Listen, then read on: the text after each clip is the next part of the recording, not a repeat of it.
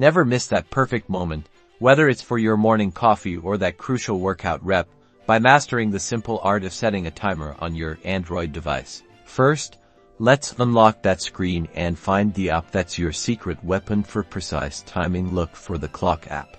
It usually has a familiar clock icon, often a circular one with hands. Tap it to open.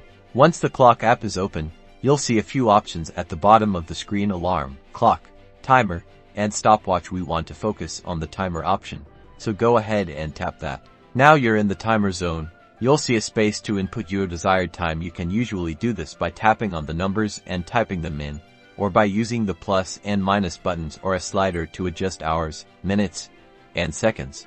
Let's say you want to set a timer for 5 minutes and 30 seconds. Tap on the minutes section and enter 5, then tap on the seconds section and enter 30.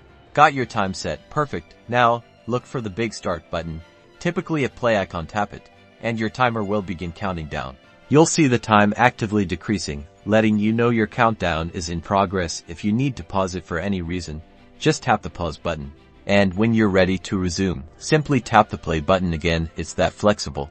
When your timer reaches 0, your phone will alert you with a sound. You can usually stop this notification by tapping the stop button, and if you want to start fresh for another task, hit the reset button and set your new time. Whether you're baking a cake, timing your exercise intervals, or just need a reminder to take a break, knowing how to use your Android timer is a game changer for staying on track. It's a simple tool with incredible utility.